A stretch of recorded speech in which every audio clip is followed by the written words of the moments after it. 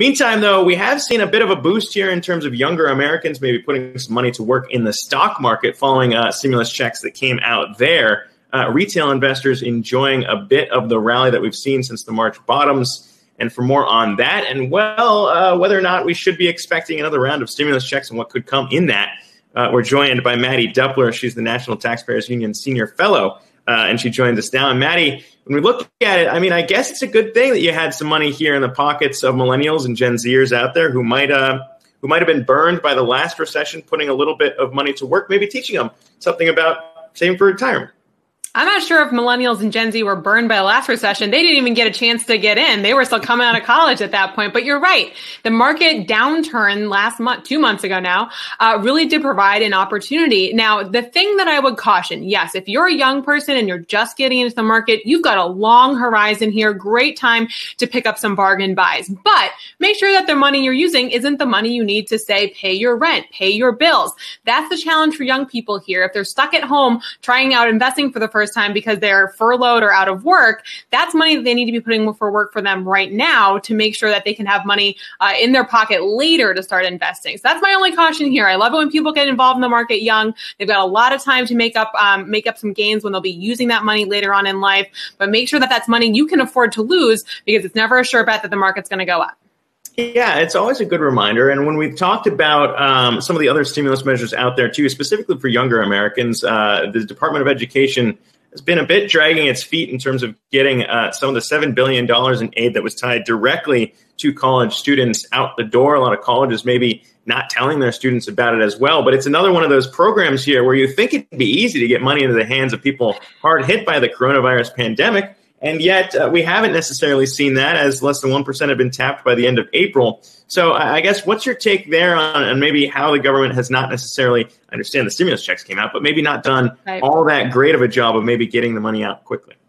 Yeah, so the administration does deserve credit for getting those stimulus checks, those $1,200 stimulus checks out the door, but it wasn't without confusion, right? I mean, people had to make sure that their dependents qualified and they knew how to file the tax information that was necessary to make that distinction. The same type of problems have plagued the higher education emergency lending program that was put into effect with the CARES Act, with one even bigger stipulation, which is that colleges were in charge of getting this aid out the door. And of course, not many students are left in colleges. A lot of people started going home over their spring break. So if you're a student and your college is supposed to be the one who's letting you know of this program, you can see where there'd be a lot of confusion, not just because colleges don't have that direct access to students if they go home, but then students have a whole bunch of questions about whether or not they qualify. If they're not living in the dorm and they're living at home instead, do they still qualify as someone who needs financial assistance?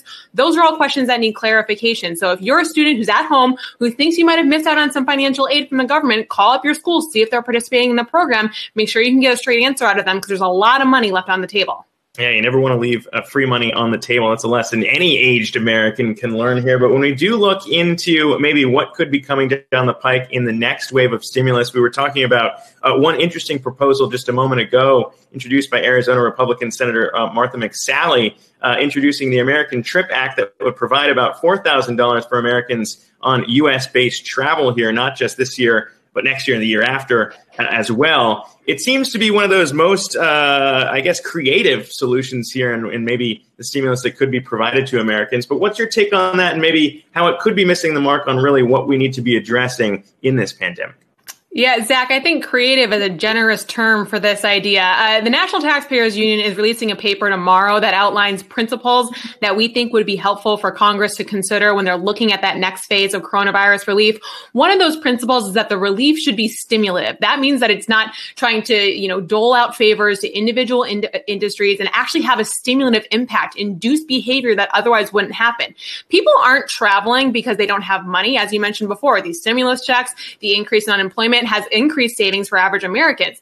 They're not traveling because we're still in the middle of a pandemic, and a public health crisis makes it very hard for you to load up your family onto a plane, take them to a new location, and think they're going to be safe. So very narrowly targeted measures like this are not what the economy needs right now. We need a public health response to the pandemic as states continue to reopen, and we need targeted responses to businesses and workers so they can get back online and get the recovery going. What's most important is that there's confidence in the economy. Americans need to know if they're going to re-engage in their commercial behavior, that they can do so safely. Giving people a tax credit to go travel somewhere, I don't think is quite going to do that.